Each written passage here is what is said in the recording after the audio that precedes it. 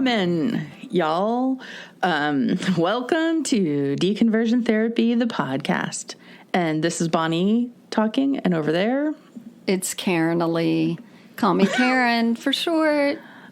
For short. Oh my gosh, somebody who is nearing octogenarian status the other day asked me when I brought your name up, well, what does it mean when you call someone a Karen? Oh. Just give her my number. I will educate her. But then I got to describe her to herself. I'm like, oh, it's when a privileged white lady needs to see the manager everywhere. And she's probably like, I hate people like that. Yeah. Yeah. Happy New Year. I'm assuming this is going to air in 2022, because if it doesn't, it's 2023 and we're behind schedule. So, when is the latest in January people have told you Happy New Year? Does it make you crazy when it's like January 29th and someone's like, Happy New Year, because they've been keeping track of when the last time they spoke to you was? Yeah, I get that. Well, again, not being out of the house for 2.5 years, I don't get it often. But see, I would probably do that. Is that verboten now? Should I not, Bonnie? Should I not wish people something about joy? Is that what you're saying? Well, I haven't been allowed to stay in the house, so I don't know. Things have been just cooking along like normal with me. And when people have this whole, categorizing, last time I saw them was in the last year, so I must say Happy New Year. Like, no, say it on January 1st. Or say it never. You would be perfect in the cult we're talking about with the very strict rules. Or maybe as a JW that don't believe in celebrating days anyway, so they just skip it. That's what I've been forced into my whole life, because my birthday comes right after all the holidays, and everyone's like, let's pack up all of our decorating shit and forget her birthday. Fine. Yeah. Or they give you like their leftover Christmas stuff. Yeah, here's something from Christmas I didn't want. And they just toss it on the desk. Do you remember how much you used to love? So I think there was a song about Jesus was a Capricorn, and because you're a Capricorn, you would just, that was your bragging piece. That was your Christian. A song. What was it? That was just my brag. No, I think it was a song. It was just from my brain, because when people would say, what's your sign? I would say Capricorn, just like Jesus. And how can they touch that? Because Jesus was a Capricorn is the 4th album of Chris Christopherson. I didn't know that when I was a kid. So you invented Chris Christopherson. No, I invented why my astrological sign is perfect. Is just superior. Like him. That's right. Like Chris Christopherson. I get it. Well, happy belated birthday. You've caught up with me. Yeah, that's great. So we're going to get into the rest of the Children of God cult and all the demented things they do. But first, we're just going to say hi, and from the bottom of my heart, Happy New Year. Happy New Year, Bonnie. Thanks. And I just do appreciate... trying to piss her off. No, you don't appreciate it.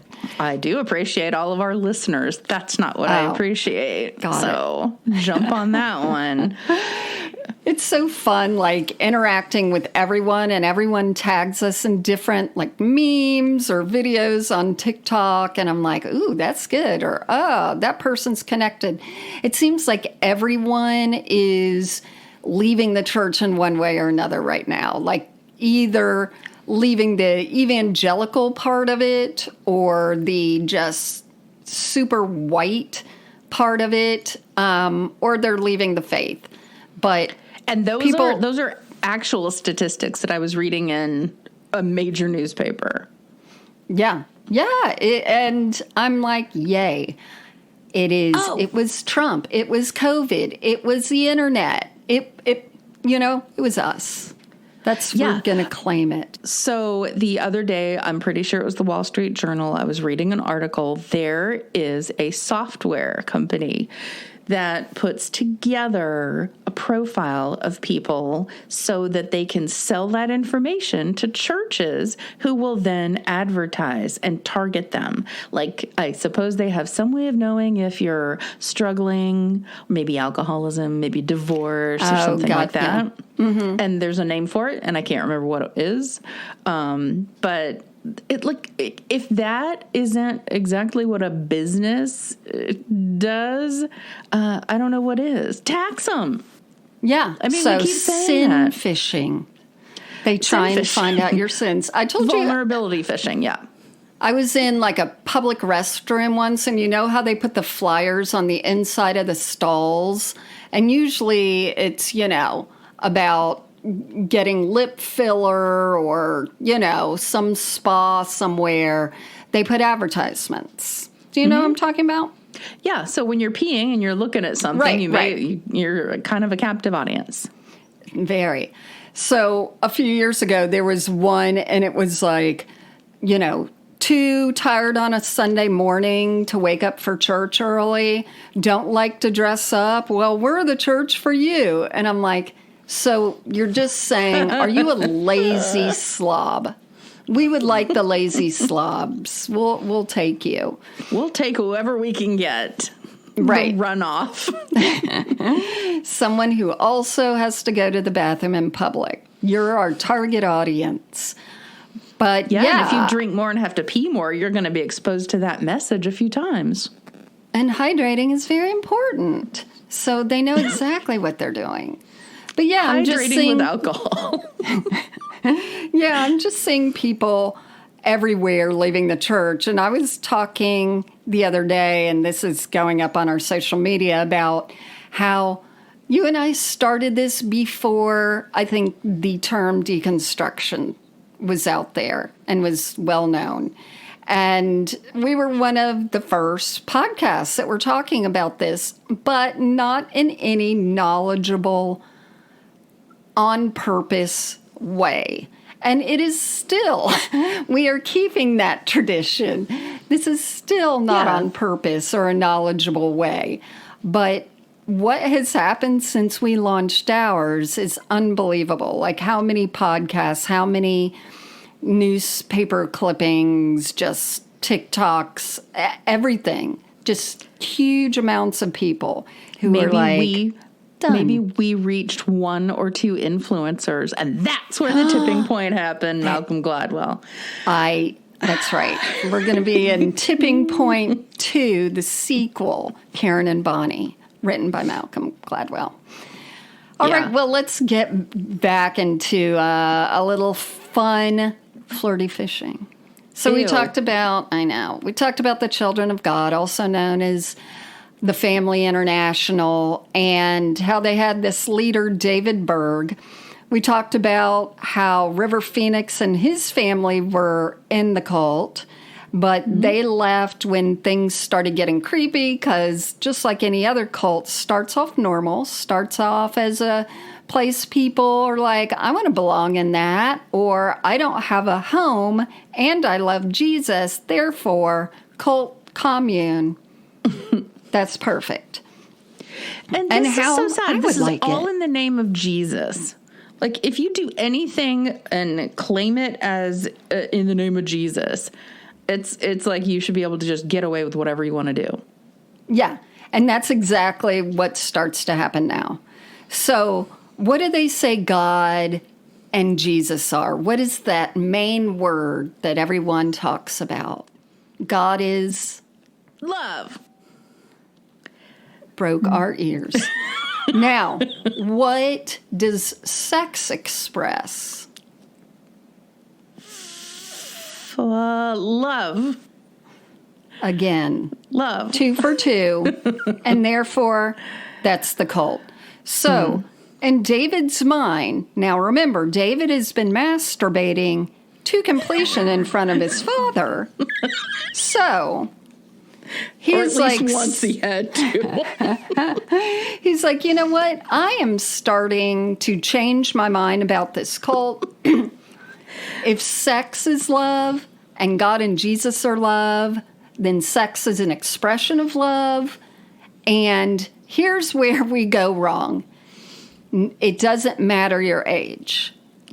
And that, therefore, is a problem. And it doesn't matter who you're married to. And during this time, he married someone else, a woman named Karen, because Karens are attractive, beautiful, smart, and end up being international cult leaders, which she does. But he marries someone. I don't know what happened to his first wife, but this is a time. They always trade him in. That's right. This is a time where they believed in polygamy and multi-ligamy, but they believed in something called sharing.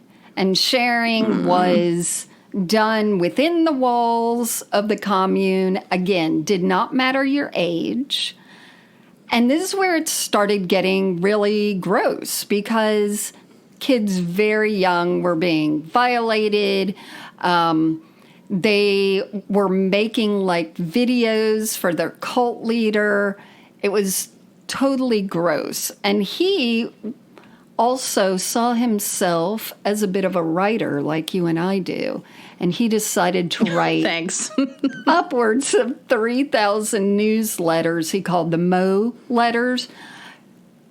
Another cult thing. So he called them the Mo letters because he ended up being called Moses David. Oh, God. And a lot of the people, it ended up being almost a good tactic when they started interacting with the public because everyone got a new name. So no one was really using their legal name.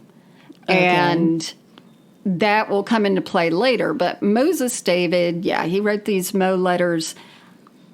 They are the freakiest things I've ever seen. So I think it was last year, my husband went and he gets vinyl records. He got a vinyl record. He opened it and he's like, look at this. It was a Mo letter. It was an old, raggedy Children of God newsletter. No way. Yeah. What LP was it?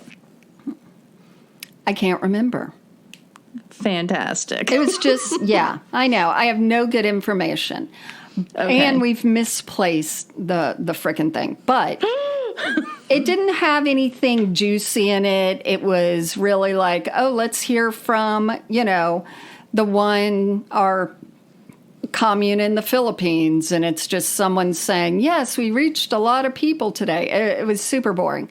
But some of these other Mo letters that you can find online would talk about, like, this is how to do things, and they would have pornographic pictures on these newsletters, and they would show this all to young kids. Yeah. It got Rose gross. McGowan's dad was one of the illustrators of the comics that they had. Oh, man. Yeah. We will hear more about him momentarily.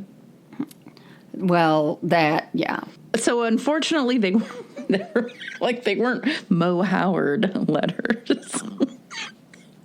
You do not know that is a stooge, right?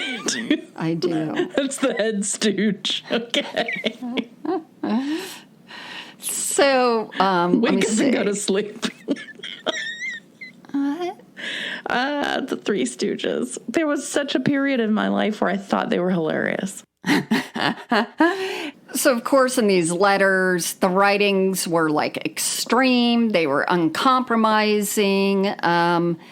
They just talked about what he believed to be evil, which was, shocker, mainstream churches, capitalism. Okay, ready for these last two? Yeah. Jews and pedophilia laws.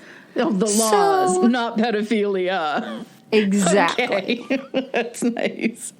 So my eyes have been opening to this whole, like, how almost every conspiracy theory, terrible thing goes back to the hatred of Jews. Like, I have been naive and did not realize this. I knew that there was a lot of anti-Semitic stuff in the world, but I didn't know, like, almost everything that is bad, especially in America, and, or weird, or, QAnon, goes back to the hatred of Jews, because they're like, yeah, Jews killed Jesus, which I never understood, because Jesus, according to the Bible, needed to be killed to fulfill the law. So didn't they help?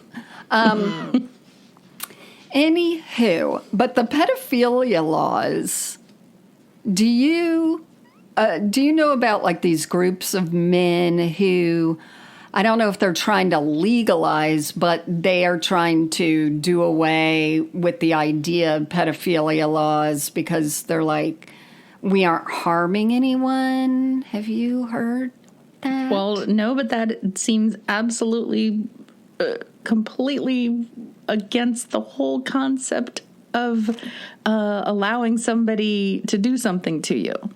Correct. Which has a term that I cannot remember right now.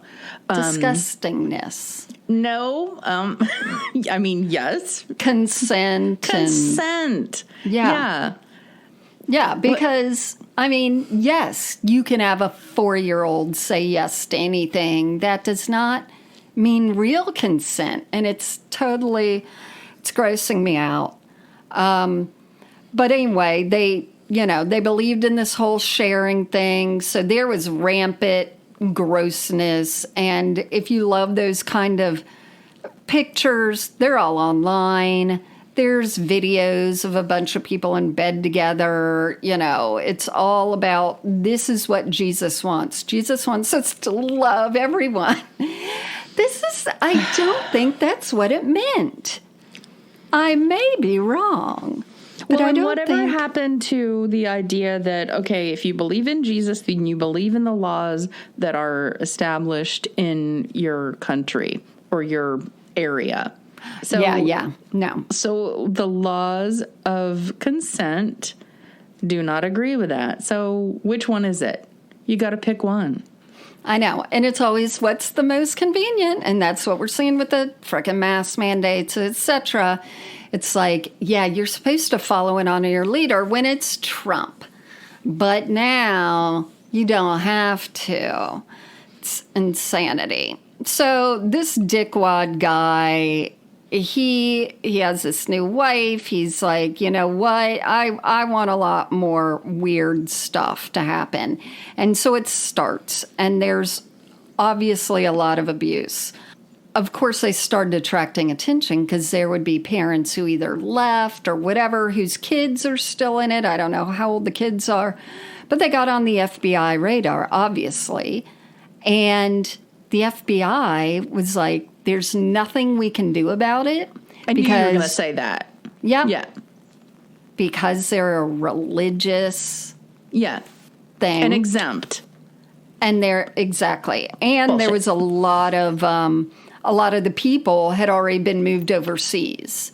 So that was another big, they were smart enough to just be like, okay, everyone goes overseas. And that's why they ended up with like tons of different communes in the Philippines and Italy. And isn't that where Rose McGowan was? Yeah, Italy. When things started getting strange like that with his declaration that we should be having sex with kids, that's when Rose McGowan's dad decided they're going to get the hell out of Dodge. So, her dad was an artist and he became passionate about Jesus, and that's when he fell into the group. She said her mom was really smart. She graduated Phi Beta Kappa, and I guess that just goes to show you brain smarts doesn't have anything to do with who you love and what you believe religious-wise.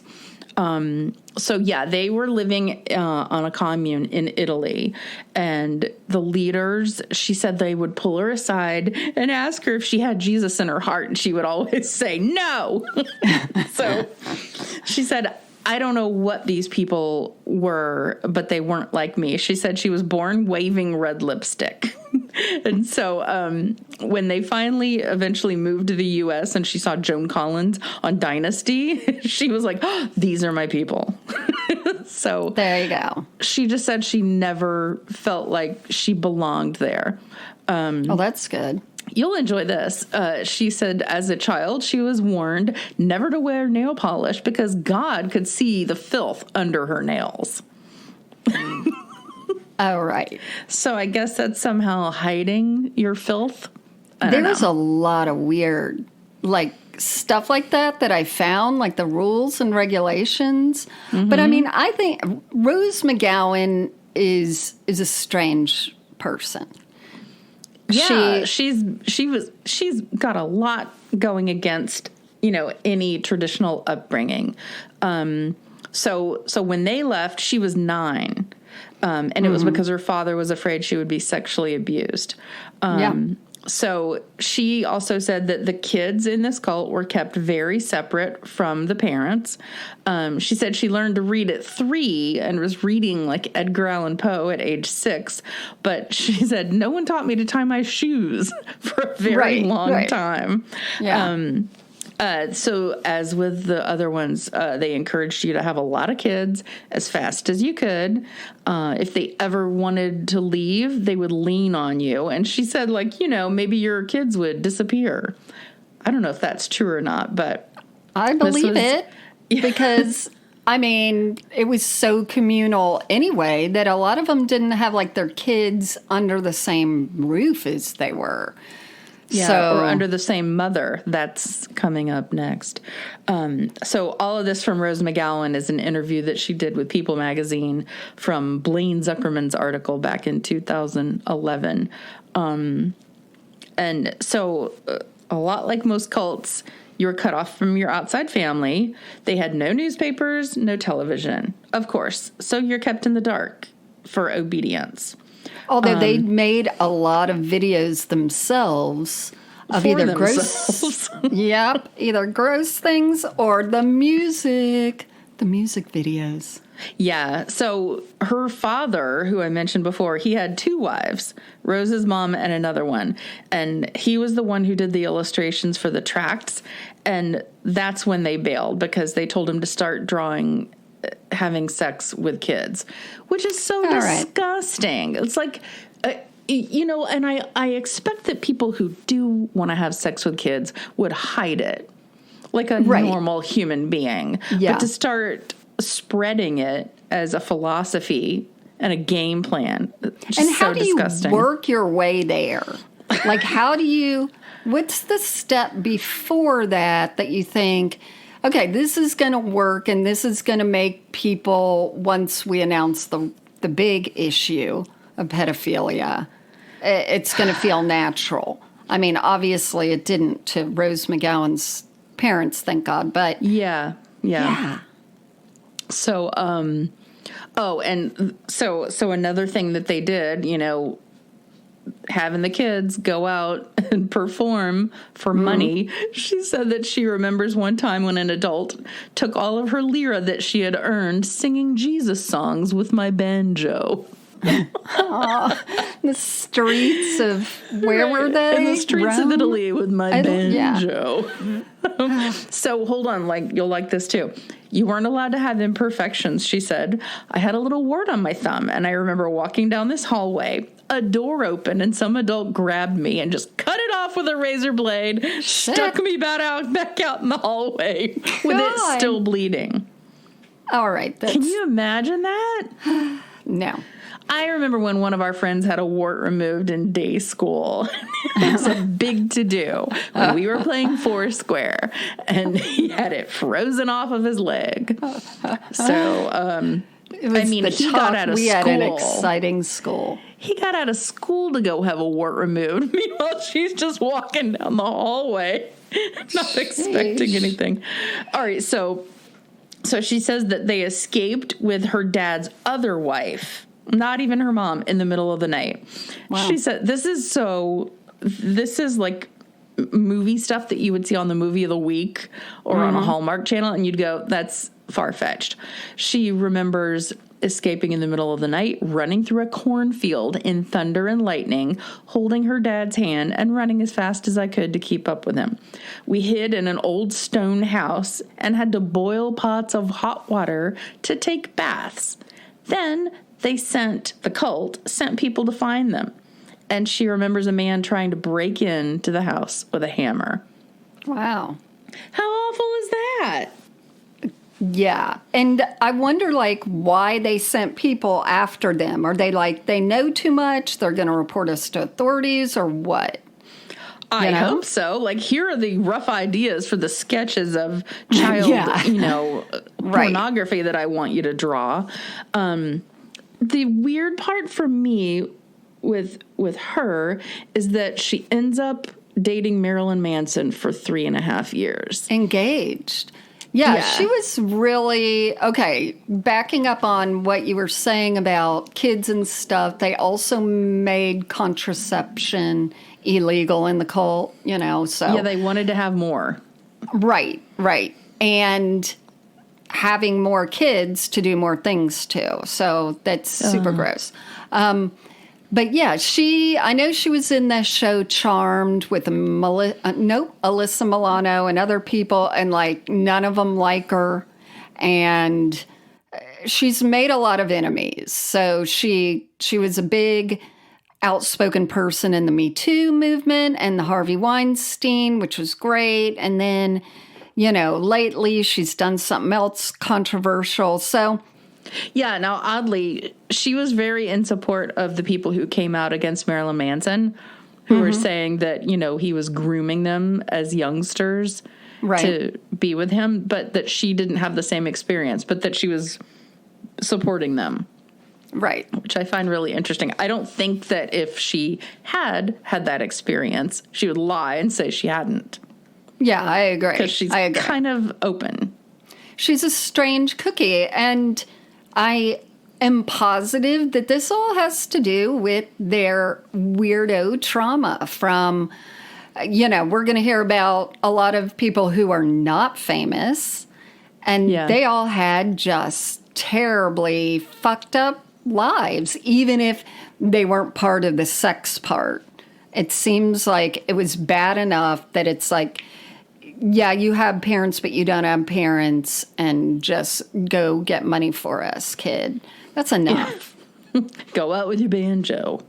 There's one more person who, Lauren Huff, wrote a book, and I think it came out in the spring of 2021. So she had an appearance on Fresh Air with Terry Gross, and she was in this cult. And, as with most, at 15, well, she got out a little bit later than most. Her family left for good, but same thing with her. She was put in solitary confinement, suffered rampant sexual abuse from adults, which is so horrible. And that was when it was called The Family. So she's there at a later time than Phoenix and Rose McGowan. But some of the lighter things that she shed light on, no intent pun, are that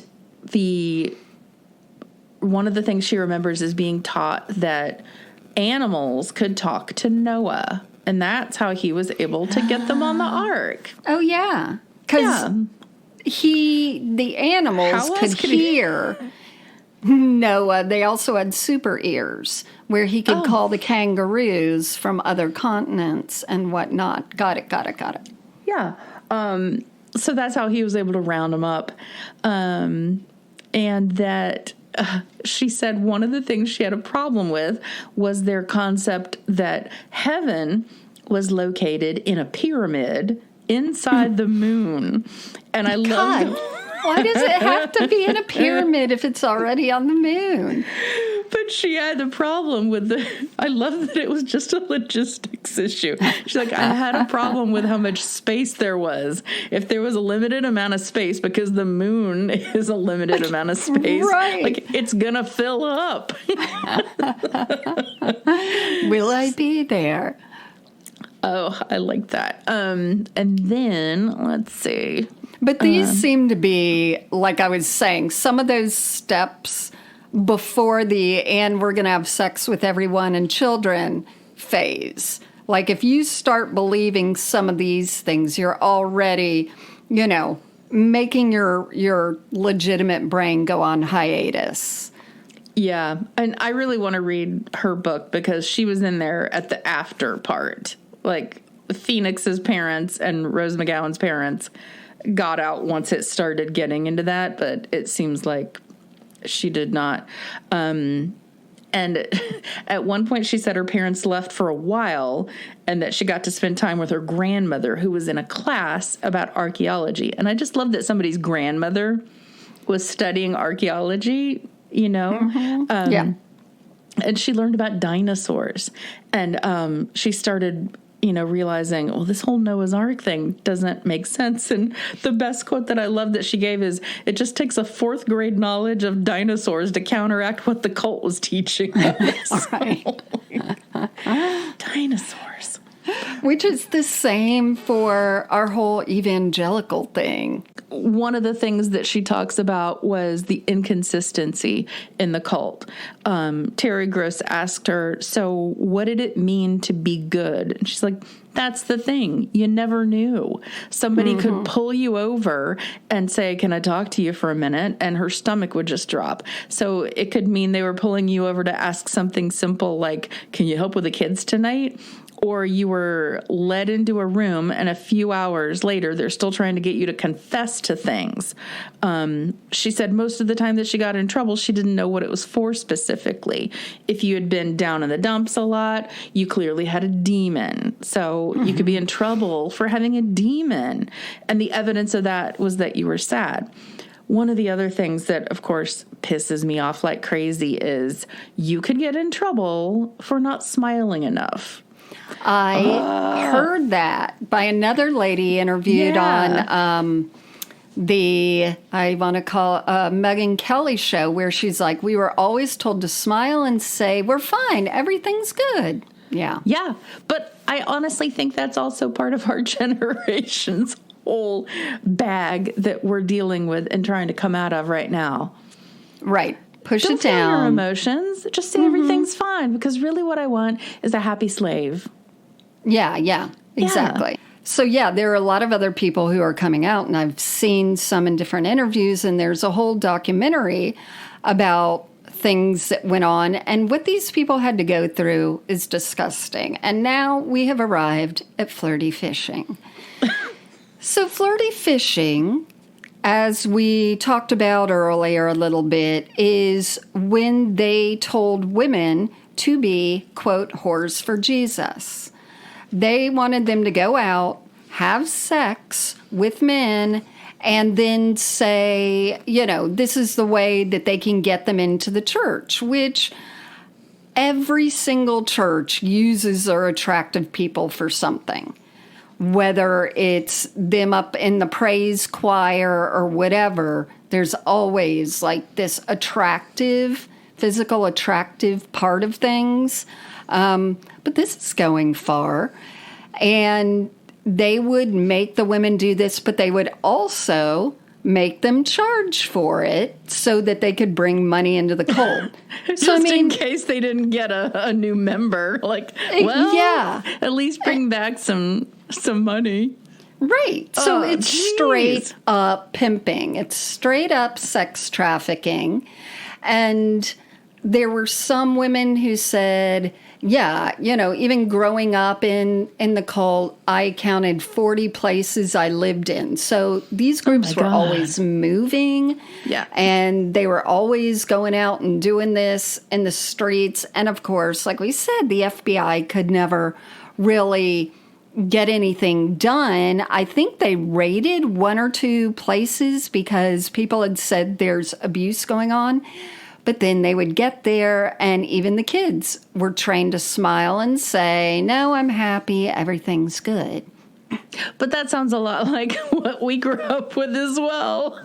I know. That's right. And what happens in the family stays in the family. So, but, my parents didn't have me prostitute. So the Flirty Fishing supposedly reached, and we know what that means, over 200,000 men.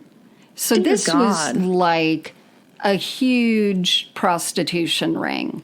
And why it wasn't treated like that by people in power, White FBI, men. is disgusting. White men. There you go.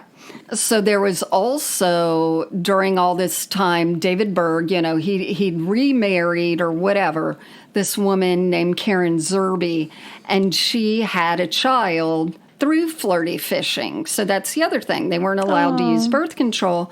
And then they would have these babies with whoever, and then bring more kids into the whole fold. And when David Berg married Karen, he adopted the kid named Ricky Rodriguez, I think. I don't understand the names. I don't know what's happening. Anyway, and he wrote a little thing about, this is how you should raise your children. And it was talking about expose them to sex at a very early age, blah, blah, blah, be disgusting, be gross. So later there are actually films of Ricky, and he's loading a gun or doing whatever, and he's talking about, his anger at how much he was abused. Yeah. And how his life was totally destroyed, totally wasted.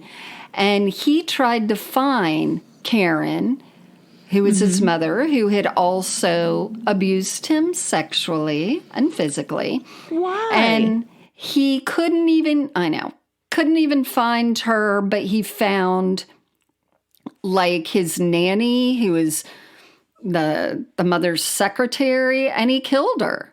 And then he killed himself. So, it's terrible. And Berg, by that time, he'd already gone into hiding. And once a cult leader goes into hiding, that should be rule now number can you one. investigate? Yeah. And he died in 1994. I mean, he went into hiding in 1971. So he knew what he was doing. Yeah. Oh, so that's right. all they would see would be his Mo letters, all his letters saying, you're hearing from me. But a lot of people, like you said, never met him. Yeah, I can't remember if it was River or Joaquin, or I can't remember if it was River, Joaquin, or Rose who said any picture that you would see of him would have a cartoon drawn over his face of an old Santa looking face. That's right. Of I saw those. It's super weird. What a dumbass. He is protecting himself. But he died in Portugal, which is a very nice place. And he was cremated. But after he died, so the wife, Karen, ended up leading the family. And I mean, at one point there was over, 100,000 of these people all over the world. And by the time she was taking over, there were 6,000 adults and about 3,000 children in 50 countries. So they were really into going to all these other places and hiding out. And there were investigations into them in Argentina, France, Spain, Australia, Venezuela, and Peru. Good. Did I say United States of America? I did not. No. I did not. All right, so here's the aftermath, some of it. There are upwards of 350 suicides of people who were in this cult, who left, whatever, and couldn't take it anymore. And that is just so sad. And it brings up, to me, the equation in evangelicalism, which there isn't enough research because there's no one governing body. But I know of a lot of people who committed suicide because of the church's teachings, because of their guilt, because, what you were saying about, I can't remember which one of them you were saying was always scared all the time. Yeah. Lauren. And the one that wrote the book. I've seen and it was all that. about being good. Yeah. And I mean, I had that in my own life, which now I see when I hear therapists talk about if you grow up in trauma and you're always in the flight or fight situation, rapidly going back and forth, then, it comes out in different ways, anxiety, etc., later in life. And I didn't grow up in trauma, but I grew up in the, am I being good enough? Did I pray enough today? The end times are coming. Do I want that? There were always those small thoughts that would bounce in my head constantly. That is trauma. It's exactly like how somebody says little t trauma, and these people had big T trauma. And right. And what Lauren said was that she spent a lot of time lying to herself, more than anyone else. And she would tell herself, my childhood didn't affect me. And I'm like, I did that too. And now, in the past couple of years, I'm like, you know what? It did. Right. It did. And all of ours did. Yeah, in different ways. And I mean, that's the thing. When your body starts having different situations and anxiety, depression, etc., like that's your body being like, hey, it's in there. You're just not paying attention to it. And I think a lot of us who grew up in church, it's that constant back and forth. And so if you're growing up or you're in the church and you're battling other things you don't think God would approve of, that has led to so many people, succumbing to their depression and their anxiety. Yeah, I mean, anytime you think that what's naturally occurring in you is bad, that's going to mean I'm not safe and anxious, and anxiety is going to come about. Yeah. So I can imagine. So there's a whole organization for all the surviving members of this cult. Really? Yeah, I think it's like, wow. Yeah, I think it's called like X Family something, might be .org. But what is even creepier is the Family International is still going. So what crazy. They say, you can go to the familyinternational.org. You see kids on the front page with a damn guitar. And which icon do I want to click on? Stories, poems, music, or devotionals? I want to click on neither, nor of those shitty things. But they say that they're most... What? None of the above, thank you. I would like E. So they say that they are in 75 countries, but they're an online community, and I call bullshit. I believe that there are still groups and houses of these people. I don't think that they are just an online community in the least. But my tiny little view of things is, of course there's a community of them, because people don't want to have jobs. They want to live on a nice farm and feel like you said and I said that we like the community. And if I'm working in the kitchen one night, that's fine. Who wouldn't want that? I know. It does sound great. So I'm positive, and every time they show pictures of like families, they've still got like 8 to 10 children. They say that now, like the Karen woman, you can't find her, but supposedly she's still the leader. And they are like, we don't do that weird sex stuff anymore. We're done with that. We're just... how they are allowed to continue in any shape or form is unbelievable, and all that. I suppose it could be true that they stopped doing that, because once he died, she was probably like, thank God. All right, nix that. Maybe, but she perpetuated a lot of it, so I don't know. But if you go to it, this is what I find interesting. Yeah. You look around and you can see all their great stuff. Their mission. Supposedly they have podcasts. You can listen to their music. Once again, Bonnie, I will be sending you that. I think they have a Facebook group.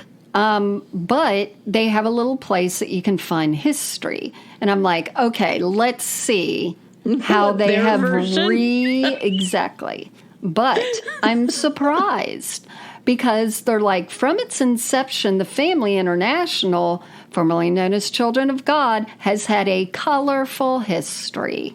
I'm like, yeah, shit. True. That is putting it mildly. I know. So it's like members have circled the globe. So I'd like to rewind it.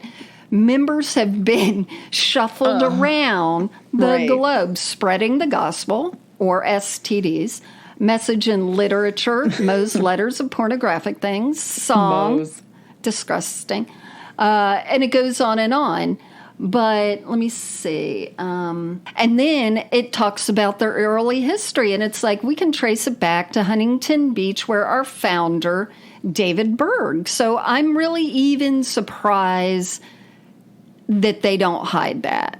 So for me, if they don't renounce or denounce him, then they're complicit in thinking that he's okay, because they're like, also known as Father David, together with his wife and teenage children, began a ministry, blah, blah, blah, blah.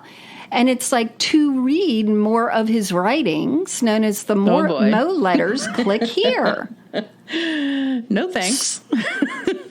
So that, again, that they are perpetuating him as a legacy founder. Yeah. Just says way too much. But I will leave you with some wisdom from Don Draper from the Mad Men television series. When somebody has a baby and she's surprised about it and wants the whole thing to go away, Don Draper tells her, "You'll be surprised so much by how this never happened." Saying, like, just ignore it. You can make it go away. So I think that that's what they're doing. They're just ignoring what David did. It's going to go away, and you're still going to get new members. Yeah, I think that's totally obviously what they're doing, and you would think people would just let me click on his name and see what else comes up. I was on TikTok, and I decided to look up the hashtag or whatever. And it's a lot of like true crime people or cult podcast people saying, this, let me tell you about this, which I will also be doing on TikTok. But then I came across a woman who doesn't show her face and just gives the story of growing up and the abuse. And she said she can't talk about a lot of it. She would start to go there and be like, you know what, I can't. But she's like, the issue that we see this woman, Karen Zerby, leading this cult still with no ramifications, no arrests, nothing. This whole cult got away with all this shit. Yeah. And that they're living off the money people like this woman brought in by begging or going door to door or prostituting themselves is fucking unbelievable. And I'm sure that there are people out there wanting to find, and that's why they're saying they're online only, find these people and do some bad damage to them. I'd like to do some damage to them. Exactly. Because, you know, out of those 350 or whatever people who have taken their lives because they can't deal with it, I'm sure a large majority would have been because they can't find these people. They can't go and address the leader. They can't be like, you did this to me. There's no justice. Absolutely. To not have anybody on your side trying to get justice like that. It's fucking unbelievable. Yeah, it's like, too bad. No hope at all. So there are some places that people can go. On Facebook, there is a Bring Karen Zerby to Justice Facebook group. There's also a few petitions on, moveon.org about trying to do the same thing as far as having some kind of justice for people. Yeah. I mean, in the least, shut down the existing organization that still gets to collect money and still has donation buttons and all that bullshit. Yeah. I mean, reparations. Take that money, do something better with it.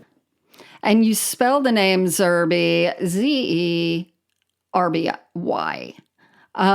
There's also a small petition that I see on iPetitions, only has 52 frickin' signatures because people need to know about it, called Affirmation of Systemic Child Abuse. And it has to do with the children of God and the family. And I'm sure that there are other things online, but, you know, just having solidarity with these people who have lived through horrific fucking things, I think is important. And it makes ours look very minuscule. Yeah. And I mean, it's interesting, and hopefully we've just touched on it a little bit with some levity, but ultimately what they've been through is not funny at all. Absolutely not. But go and find these things, go and find these people, go and look at the documentaries if you dare. But it's disgusting, and it should make us thankful that, you know, for a lot of us, we can sort of deal with these things with the help of therapists. People get to be outspoken about this shit now without the shame that they used to have.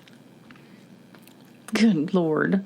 And you can have your warts removed in a doctor's office. There you go. And again, we talk about our cults starting a lot, but ours is so much kinder. It's based on DoorDash for meals. And there's alcohol, but not too much. That's right. And baptisms are just, you know, jacuzzi night. Although I don't want to be in a jacuzzi with anyone. No. I know. Well, maybe we'll get our separate jacuzzis, or that will be our heaven. Everyone gets their own jacuzzi. And we did have a friend in college, at our Baptist college, that was afraid she got pregnant in the jacuzzi at the gym we joined, because as Christians, we also didn't know how to say no to strangers, so we signed up for a full 3-year membership. Oh, the best part of all these conversations is finding out after we close the podcast recording down who these people were. Yeah, exactly. That was also the gym that we looked down on our friend's boyfriend at the time, who was also a minister of youth somewhere, and saw him looking intently at the guys playing squash through the big windows. And this was later to be revealed of his own real hidden likes in his life. He was also let go for being gross with children. And that rounds up this lovely episode. He wasn't just enjoying a game much like tennis? Those were adults at the time that he was looking at. God. But if you stare intently at the back side, I think, yeah. And then his girlfriend confronted him right there. It's very dramatic. I know, wow. Drama. Anyway, confront your boyfriends, and thank you for listening. And we'll see you next week. Bye, guys.